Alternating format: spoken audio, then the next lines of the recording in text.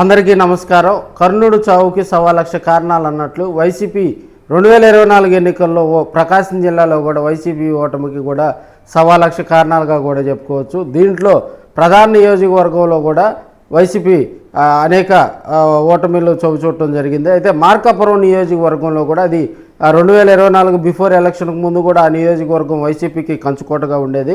అయితే మారిన పరిస్థితులకు అనుగుణంగా కూడా 2024లో కూడా అక్కడ తెలుగుదేశం పార్టీ తరఫున కూడా కందుల నారాయణ రెడ్డి పోటీ చేసి వైసీపీ తరఫున అన్నా రాంబాబుకు షార్ట్ టైంలో అక్కడ టికెట్ కేటాయించడం, ఆయన గిద్దలూరు నుంచి మార్కాపురం వచ్చి మార్కాపురంలో కూడా కొంత ఇబ్బందికర పరిస్థితుల్లో పోటీ చేయడంతో కూడా ఆ సీటు టీడీపీ ఎగరేసుకొని పోయిందని కూడా తెలియజేసుకున్నాం. 1985 నుంచి 2024 ఎన్నికల వరకు కనుక మార్కాపురం నియోజకవర్గాన్ని కనుక మనం స్ట్రాంగ్గా పరిశీలించినట్లయితే అక్కడ జరిగిన పరిస్థితులన్నీ కూడా ఒక రెడ్డి సామాజిక వర్గం తెలుగుదేశం పార్టీలో కానీ, కాంగ్రెస్లో కానీ, ఇటు వైసీపీలో కానీ, మళ్ళీ టీడీపీలో కానీ ఈ 1985 నుంచి 2024 వరకు కూడా రెడ్డి సామాజిక వర్గానికి చెందినటువంటి వ్యక్తులే టీడీపీ నుంచి పోటీ చేసేవాళ్ళు, వైసీపీ నుంచి పోటీ చేసేవాళ్ళు, కాంగ్రెస్ నుంచి పోటీ చేసినా కూడా అక్కడ 3 ఫ్యామిలీసే, కందుల ఫ్యామిలీ, కుందూరు ఫ్యామిలీ, జంకే వెంకటరెడ్డికి సంబంధించినటువంటి ఈ 3 ఫ్యామిలీల మీదే 1985 నుంచి కూడా 2024 వరకు 2019 వరకు జరిగింది.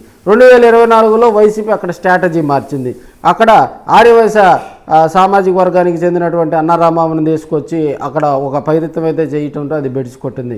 ఇప్పుడున్న పరిస్థితుల్లో కూడా మళ్ళీ అక్కడ ఒక రెడ్డి సామాజిక వర్గానికి చెందినటువంటి వ్యక్తికే, పాత ఎమ్మెల్యేగా గెలిచినటువంటి వ్యక్తికి అక్కడ మళ్ళీ ఇన్ఛార్జి ఇస్తే మళ్ళీ రాబోయే ఎన్నికల్లో కూడా వైసీపీ మార్కాపురంలో కొంత రీకాల్ అయ్యే అవకాశం ఉందని కూడా కొంతమంది జగన్మోహన్ రెడ్డికి కూడా ఇప్పటికే సిఫార్సులు అందినట్లుగా కూడా తెలుస్తూ ఉంది.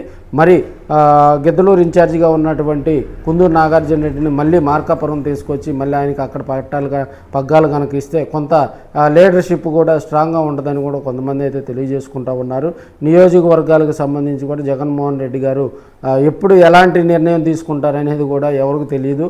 మరి 2024 ఎన్నికల ఓటమిని ఆయన జీర్ణించుకోలేకపోతున్నారు కాబట్టి ఇప్పుడున్న పరిస్థితిలో మళ్ళీ రీకాల్ చేసే అవకాశాలు ఎక్కువగా ఉన్నాయి అని కూడా కొంతమంది మార్కాపురం పరిసర ప్రాంతాల్లో కూడా చర్చించుకుంటున్నారు.